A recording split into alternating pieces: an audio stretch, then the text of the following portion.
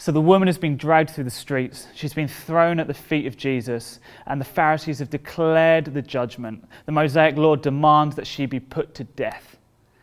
And you know, this whole story isn't even about justice. This whole story isn't even about the woman. This whole story is about Jesus.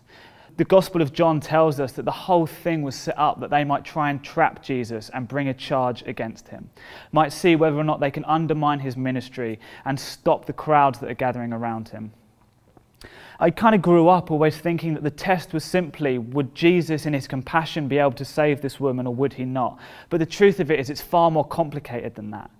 Because you see, this whole thing is being played out in the temple, an area about 35 square acres. And around 3 sides of this, there was a walkway which would have been patrolled by the Romans. And you see, the Romans, John tells us later in the Gospel, that the Romans denied the Jews the right to public execution. They weren't allowed to do it. And so when they've come to him and they've said they know the law, they know that this woman deserves to die. But if it's all about that, then why is the man not there? It's not about that. It's about seeing, will Jesus obey the law of Moses or will he not? But if he does obey the law of Moses, then he will probably be in prison for inciting violence and having this woman stoned. Or equally, he goes the other way and he tries to save the woman and he tries to save himself from imprisonment. And he basically says something about how the fact that we can't do that now, we can't obey the law of Moses. So he's trapped. Does he go with Moses or does he go with Rome? Does he go with imprisonment or does he go with cowardice? But you see, he doesn't say anything. Instead, he simply bends down and writes in the sand. And for years, theologians have wondered, what does he write? The gospel never tells us what he writes in the sand. But maybe the question isn't what does he write, but why does he write? This whole story is being played out on the Sabbath. The law demanded that on the Sabbath, no one was allowed to write in anything permanent because it was a sign of work. Whereas writing in the sand wouldn't be considered breaking the law because the wind would have come and blown it away. It wasn't permanent.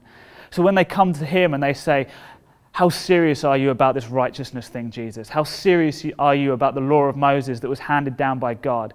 He simply bends down and writes in the sand to show, you come to me with the law of Moses. I understand the law. I even understand the law better than you. I understand all the nuances of the law. And we know how the story plays out. We know that Jesus is going to manage to pass the test. We know that Jesus is going to manage to turn the focus away from the woman. He's going to manage to turn it back on them, and the woman's going to walk free. Jesus is going to pass the test brilliantly.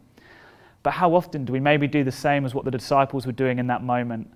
How often are we surprised when Jesus passes the test in our life? How often do we become so impressed by the problem that we forget how impressive the Jesus that we've journeyed with really is?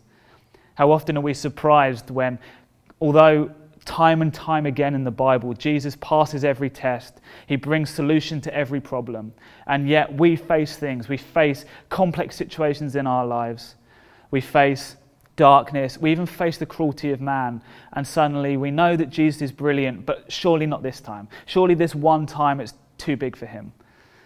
But I want this story to be an encouragement to you that our Jesus is brilliant. He is wiser than any test. He is greater than any problem. Today, don't let any test that you face become bigger than the Jesus that you serve.